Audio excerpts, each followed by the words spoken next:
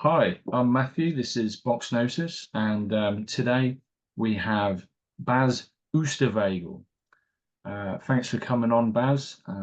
Nice to talk to you. And you're actually my first client that I'm interviewing, so I appreciate you coming on. And Yeah, thank you. no, thank you, mate. I really appreciate it. And you're based in Holland, aren't you? Yeah, that's right. I'm based in Holland, in Tilburg. It's my hometown. It's south of Holland. That's where I'm from. And how long have you been boxing for, Baz?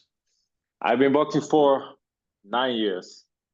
9 years. I started when I was 16, and I'm now 25. How did you get into boxing? I did judo when I was 5, and then I did karate. And I was always like I like karate, but I want to do like more of the fighting.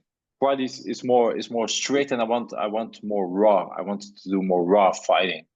And then I saw on the television, I saw MMA, and I thought, yes, this is what I want to do. I want to be an MMA fighter. So I Hmm. came back home and I said, I live with my mother, and I said, I want to be an MMA fighter. I want to train MMA. And my mother was like, oh, MMA, that's not what we're going to do. And I was like, I thought, all right, then I'm gonna go kickboxing. So I searched a gym. I want to go kickboxing, and then I said to my father, "Oh, I'm gonna go kickboxing." And then he said, "Oh, an old friend of mine is starting a new boxing gym. If you want, you can join that. You can go for a couple of lessons, and you can always go back. You can always go kickboxing after that." And then the first time I went to the gym, I fell in love with the sports, and I never even had a moment I was thinking I want to go kickboxing. I just fell in love with the sport.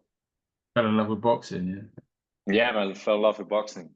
That's awesome because you're a professional fighter, super middleweight, and you've had what 10 fights and Yeah, seven 10 wins. fight profession. Yeah, that's right. Um, got a little couple of losses on your record, but I understand that you're on a bit of a roll at the moment. You fought with the O2 Arena on the Anthony Joshua undercard, and you fought George Liddard. Yeah, that's Um, right. Yeah, and just recently as well, you fought Ollie Edwards. You beat him. He was 10-0, wasn't he? Yeah. Undefeated. So tell me about a little bit about some of those fights, just for our viewers. Yeah, the first fight at the O2 was against George Liddard. We get a late notice call, and I got a message on Instagram, and it says, "Oh, do you like to fight on the O2 in the O2 arena?" And I was like yeah, a bit of shocking. I was like, was this kind of message? And then I let it show to my trainer, and he was also like shocked for, oh, this is an amazing opportunity. And we were like both looking at each other, and he says, ask for his number. I call him, and then he called the matchmaker, and he says, yeah, if it's the fight, if is it on this they want to fight at 74, and he says if they want to fight at 75, we're going to take that fight. And I was like, okay, let's do it. And then the next day it was done, and it was 7 or 8 days before the fight. Hmm. And then yeah, that was all roller coaster. It was like tunnel vision. We did a lot of training, we did the hypnotherapy, and then it was fight night, and it was all like it came all to, I was just so in a tunnel vision from being um, being in a normal, not high, not with a lot of people, like with the fights, like not big at the O2 arena. It was kind of a switch, and then I Yeah, was like, oh, the O2 arena, oh, this fight, oh, and then the weigh-in was like very big, and I enjoyed it, but it was also very, I was nervous, man. And then the fight happened, and after the fight happened, and yeah, it was not a good fight for me. But after the fight, I was like very disappointed, and everybody came to me like, "Oh, it was such a good fight," and I was like, what are you talking about? That I did so bad? No, you're lying. You have a lying heart. You showed everybody your heart, and then it took a couple of weeks to realize that it has, yeah, there was done some good, and at the end some good, like I had sorry, I could have shown some, of course, better boxing, but I showed something about myself, and Yeah, I'm grateful. Also grateful for the opportunity. It sounds like it was a bit of a learning curve. Yeah, it What, was a what, learning curve. I learned a lot from that. Very lot. and that's the key thing, isn't it? You know, there's no such thing as failure, only feedback. Or I see that picture in behind you of Conor McGregor, and his coach would say, "Win or learn." Yeah, Win that's or right. That's right. It is win of learn, and it's always a learning process. Even wins, they're learning. It's always a learn. always a learning process. That's right. I love that. And so tell me about so that's a wonderful experience, wasn't it? Fight the O2. So what happened with this fight with Ollie Edwards? Tell me a little bit about that because I hear you got a is that a knockout, technical knockout? Yeah, I got a technical knockout, and that was I got after O2 I had another fight at York, the other fight at in Holland. And then I asked Mark Nielsen for if they have maybe other fights for me. And then 8 weeks before the fight with Ollie Edwards, he sent me a message. I got a fight for you, and I saw, and I was like, immediately I was like, let's go, let's go. And then I started training really hard, and I knew we made a good game plan. And then we got into the fight. It was a good fight. It was a strong guy. It was a good fight. And then later rounds, the 7 rounds, I caught him with a good shot. He went down. He got up. What's really like warrior spirit from him because it was a good shot. And then yeah, and then I did my thing and I got the TKO. You did your thing and you got the TKO. Yeah, well done. So yeah, and you've also fought at the York Hall a fair few times as well. So you're Yeah, that's right. very experienced. Uh, So you've got a shot against a guy called Stephen Naduka, I believe his name is. He's from Germany, at a super middleweight, and that's for is it WBA Youth World? WBO title. Well, that's exciting, isn't it? So, That's are you very looking? exciting. Yeah, very exciting. Yeah, I look forward to that. I really look forward to that. This all what I've been through with the losses, with the wins, with the learning process, it all feels like it comes to this moment, and I have this strong feeling inside me that I'm gonna win. I'm gonna win. I need to win. I want to win, and I'm gonna show. I'm gonna show, and most importantly, I'm gonna show to myself that I can do this. And show to yourself that you can do this. I love that. So yeah, so I thought I'd take a few minutes just to ask you a few fun questions. You know, questions about you and what you like and so on and so forth. Just so we can get a better understanding of Yeah, who man. you.